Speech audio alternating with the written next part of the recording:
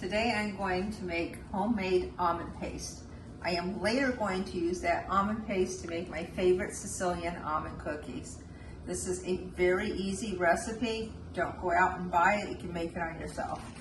So what these are is, these are real almonds. What I did is I blanched them. To blanch them, basically you boil them for about 1 minute and then you take them out, rinse them with some really cold water, and you hurry up and take the shells off of them. Very easy to do. In total probably took me about 15 minutes. This is powdered sugar. This is egg white. And then I have some almond extract. If you're trying to make this vegan, you can. You just substitute the egg white with water. So we're going to start with making sure that you have equal amounts of both the blanched almonds as well as the powdered sugar.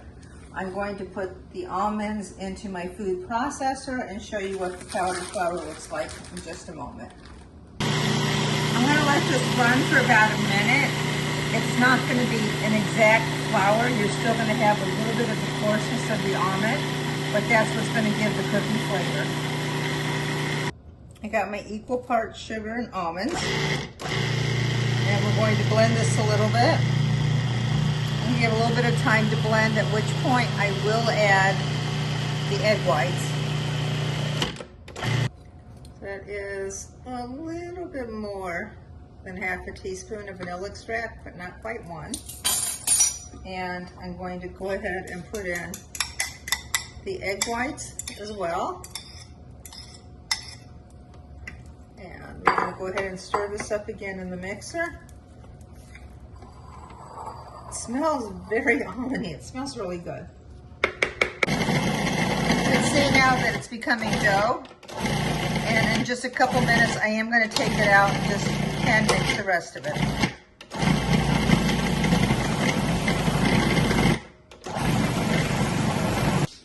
So my dough is ready. It doesn't take a lot of kneading or anything to make this, as it's not a flour dough, it's more of a almond dough. What I'm going to do is I'm kind of going to put it out like the loaf, and you could actually even freeze it if you want. I'm not going to do that because I'm going to be making the cookies with it. Then I'm going to wrap it with parchment paper and put it in the refrigerator for a little bit. Correction from earlier, I did not use vanilla extract, I used almond extract. So it's almond extract only. Okay, I'm going to roll this, and I put it in parchment paper first. Then I'm going to use some saran wrap. The reason I did that is it does stick if I just do saran wrap. This way it will not. And I'm going to put it in the refrigerator. Usually you want to do for at least 30 minutes before you make cookies, but it can stay longer. You don't have to bake these immediately. You could prepare them for the next day as well. So my homemade almond paste is now chilled for about 45 minutes. And what I did is I sliced the log in equal pieces.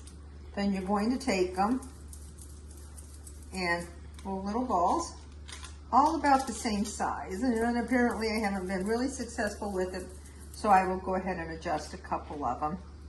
So we're going to roll all these out into little balls. And by the way, these cookies are close to $15 a pound if you go to a bakery, and I literally cannot believe how easy these are to make. Okay, so let me show you what the next step is after this, so you don't have to sit here and watch me rolling balls. This is regular granulated sugar. Just going to roll it in there gently. By the way, there are no raw eggs or anything in here. So if you did a small taste of the dough, it's actually okay. And I just hit it so good. All right, so here I have these all rolled. And this is the fun part. I'm gonna start looking like cookies now. You just take it and you push your thumb in the middle, and you take a maraschino cherry. You wanna be sure that you've taken the juice out of the cherry so that it doesn't leak.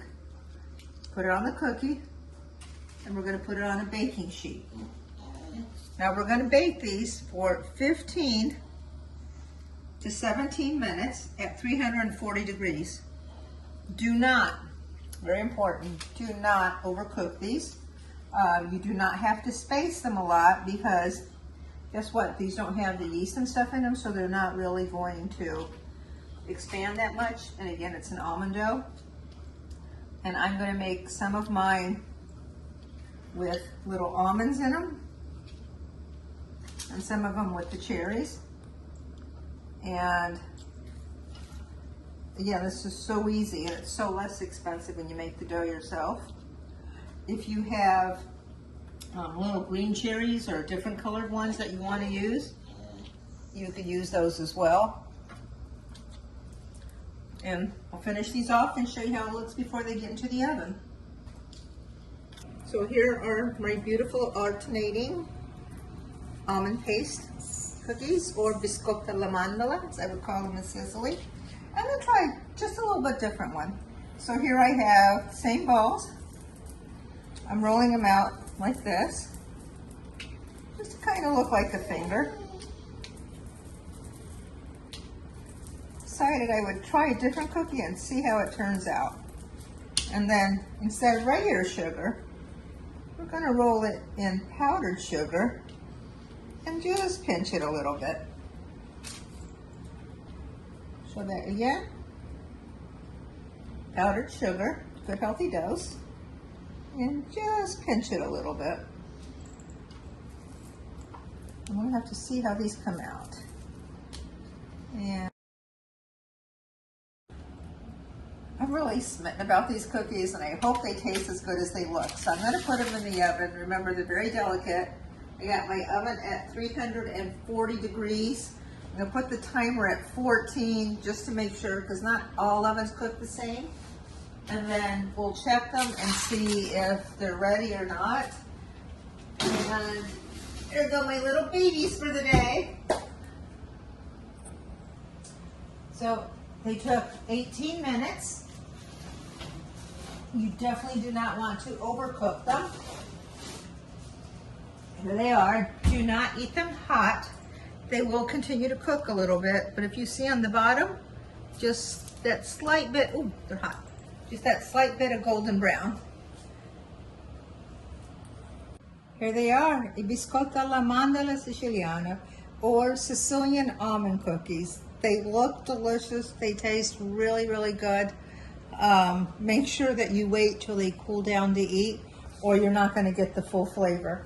Enjoy, and I'm going to say that they're fairly healthy because it is almond flour, except for the sugar, but hey, you got to live a little in life. Have fun. If this was helpful, please subscribe or add comments if you've made these or if you're going to make them. Thank you.